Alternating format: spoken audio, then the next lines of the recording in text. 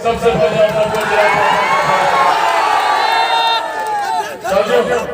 आज यहाँ पर बहुत खास उद्देश्य और अत्यंत महत्वपूर्ण जानकारी के साथ आप लोग के बीच आए आदि आज जिनके समर्थन में हम लोग आए तमाम नेता और इसके बाद भी अभी कई नेता भी आ रहे हैं।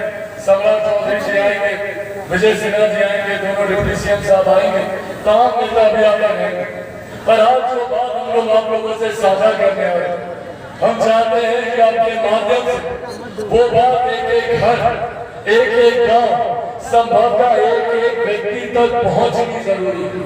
आप सब जानते हैं कि भारत में 3 चरण के चुनाव हो गए हैं और अभी 4 चरण का चुनाव बाकी है। 3 चरण के चुनाव में एक बात स्पष्ट है, एक बात तय है कि हमारे मौजूदा प्रधानमंत्री आदरणीय नरेंद्र मोदी जी तीसरी बार देश के प्रधानमंत्री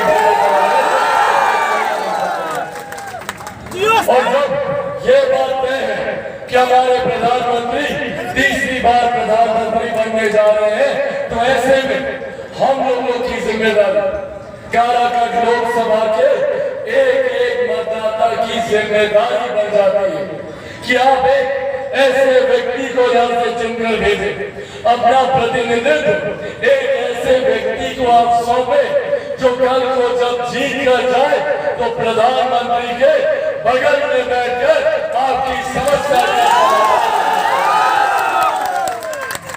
और वो व्यक्ति और कोई नहीं, आप सबके भी लोग और हमारे तो आदरणीय है, हमारे अभिभावक मेरे नेता मेरे पिता आदरणीय रामविलास पासवान जी के जाने के बाद एक पिता की तरह जिन्होंने मेरी उंगली को थामा, जिन्होंने मेरे सर पर हाथ रखकर आशीर्वाद देने का काम किया, आदरणीय उपेंद्र कुशवाहा जी।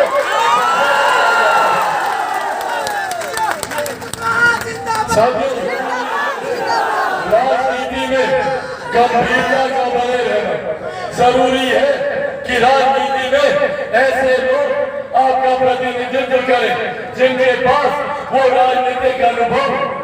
जरूरी है कि आप लोग ऐसे लोग को चुनकर अपना प्रतिनिधि बनाकर भेजे जो कल तो सिर्फ एक सांसद की भूमिका में नहीं बल्कि उससे बड़ी जिम्मेदारी के साथ आप लोग के लिए कार्य करने का काम करें।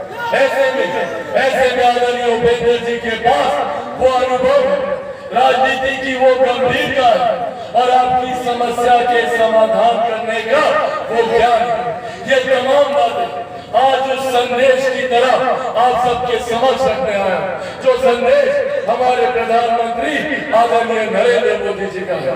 उनका स्पष्ट संदेश है कि बिहार के 40 लोकसभा में एनडीए के प्रत्याशी की भारी मतों से जीत होनी चाहिए। ये हमारे और एक मजबूत प्रत्याशी के तौर पर और पूरा गठबंधन चट्टानी एकता के साथ उपेंद्र कुशवाहा जी के साथ खड़ा है। भारतीय जनता पार्टी हो, जनता दल यूनाइटेड हो, हिंदुस्तानी अवाम मोर्चा हो या लोक जनशक्ति पार्टी रामविलास हो, हम लोग का एक एक नेता, एक एक कार्यकर्ता चट्टान की तरह उपेंद्र जी के साथ खड़ा है और यही आग्रह आप लोगों से करने आए हैं। आज साथियों जरूरी है प्रधानमंत्री जी का तीसरी बार देश का प्रधानमंत्री बनना। आज से पहले हम में से कोई नहीं जानता था कि भारत की अर्थव्यवस्था कौन से पायदान पर है। आज पहली बार देश में एक ऐसे प्रधानमंत्री आए जिनकी वजह से आज गर्व से हम लोग कह सकते हैं कि दुनिया की 5वीं सबसे बड़ी अर्थव्यवस्था भारत है। ये देश हमारे प्रधानमंत्री आदरणीय नरेंद्र मोदी जी की। जब देश की अर्थव्यवस्था मजबूत होती है तो हर गरीब व्यक्ति के हाथ में ज्यादा कमाई आएगी, प्रति व्यक्ति आय में इजाफा होता है और इसी का परिणाम है कि पिछले 10 सालों में 25 करोड़ से ज्यादा लोग गरीबी रेखा को पार करके मुख्य धारा के साथ उन्होंने जुड़ने का काम किया। हमारे प्रधानमंत्री का लक्ष्य कि 2047 तक भारत को हम लोग एक विकसित देश बनाएंगे। पर भारत विकसित देश तब बनेगा जब भारत के हर एक प्रदेश, बिहार जैसा प्रदेश विकसित बनेगा। बिहार का हर एक जिला, बिहार का हर एक प्रखंड, बिहार की हर एक पंचायत और हर एक गांव को विकसित बनाने के लक्ष्य के साथ प्रधानमंत्री आगे बढ़े।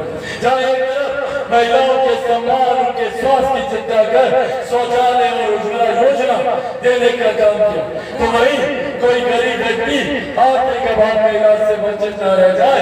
आयुष्मान कार्ड के माध्यम से हर गरीब परिवार को 5-5 लाख रुपए का मुफ्त इलाज कराने का भी प्रावधान हमारे प्रधानमंत्री जी ने करने का काम किया। वही जहाँ एक तरफ सरहद से हमारी सीमाओं को सुरक्षित रखा, तो अंतरिक्ष के माध्यम से भी हमारा देश कैसे विकास की राह पर आगे बढ़े, ये चिंता भी हमारे प्रधानमंत्री ने की। आज हम लोग को गर्व होता कि देश की दुनिया की सबसे बड़ी गरीब कल्याण की योजना, जिसका श्रेय मेरे नेता, मेरे पिता आदरणीय रामविलास पासवान जी को भी जाता है। आज प्रधानमंत्री गरीब जन कल्याण योजना के तहत देश में 81 करोड़ लोगों को मुफ्त में राशन दिया जा रहा है। साथियों, जहाँ एक तरफ प्रधानमंत्री जी ने तमाम विवादित मसलों का हल किया, धारा 370 की बात है, या जिस तरीके से हमारे रामलला 500 साल से ऐसे ही टेंट के नीचे विराजमान थे, धूप गर्मी धूल मिट्टी में टेंट के नीचे बैठे थे।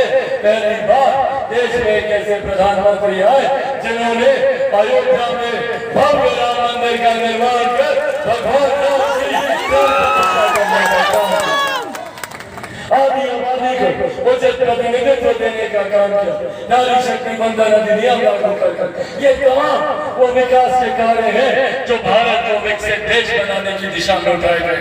पर वही दूसरी तरफ विपक्ष के भी कई लोग आएंगे और आकर आप लोगों से बड़ी बड़ी बातें करेंगे।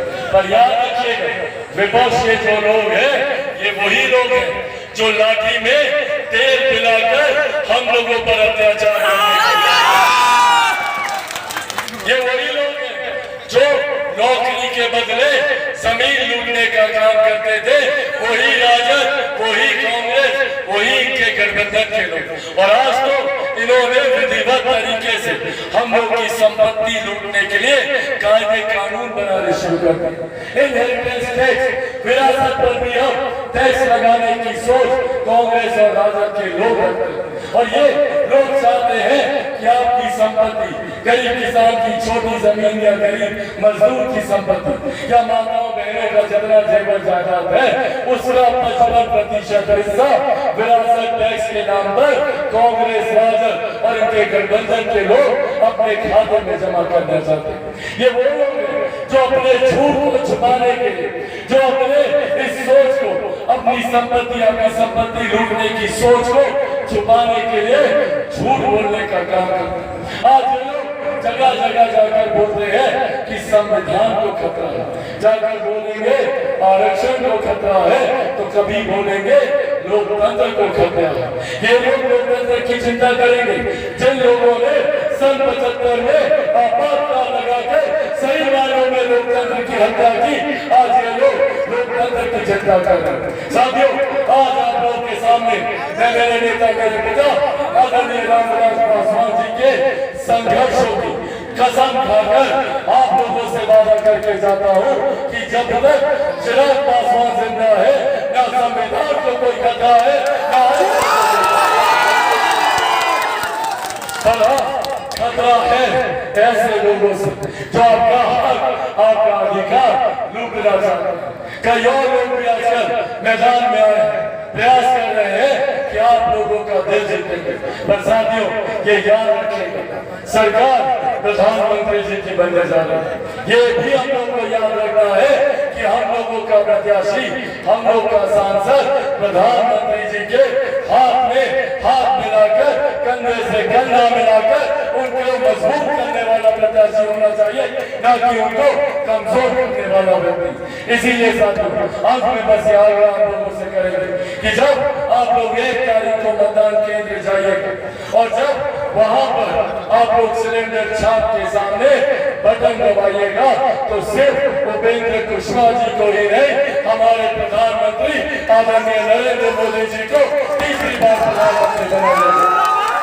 और जब बिहार में डबल इंजन की सरकार, जहाँ केंद्र में एक सरकार का नेतृत्व हमारे प्रधानमंत्री जी कर रहे हैं, तो बिहार में मजबूती से इस सरकार का नेतृत्व मेरे मुख्यमंत्री आदरणीय नीतीश कुमार जी कर रहे हैं। और आप लोगों का ये बटन, आप लोगों का ये साथ न सिर्फ प्रधानमंत्री जी को मजबूत करेगा, बल्कि मेरे मुख्यमंत्री आदरणीय नीतीश कुमार जी को मजबूत करेगा, आदरणीय जीतन राम मांझी जी को मजबूत करेगा, आदरणीय उपेंद्र कुशवाहा जी को मजबूत करेगा, और आपके बेटे, आपके भाई चिराग पासवान को भी मजबूती देने का यह काम करेगा। तो आप सब लोग तैयार हो ना? आप सबको गांव-गांव जाकर प्रधानमंत्री जी की सोच और उनके संदेश को आप लोग को बताना होगा, एक-एक व्यक्ति को। और 1 तारीख को खास तौर पे मेरे तमाम जितने युवा साथी हैं, आप सब लोग जाइएगा ना मतदान डालने? अकेले जाइएगा? नहीं, अकेले नहीं जाना। गांव के एक-एक व्यक्ति को, ये युवाओं की जिम्मेदारी है। चाचा चाची, नाना नानी, दादा दादी, हर बुजुर्ग और हर व्यक्ति को 100% मतदान आप लोगों के गांव में हो, ये जिम्मेदारी युवाओं की है। सबको अपने साथ लेकर जाना है और आदरणीय उपेंद्र कुशवाहा जी को हर बार से ज्यादा मतों से हम लोग को विजय बनाकर देते हैं। ये संकल्प दोनों हाथ उठाकर लीजिए।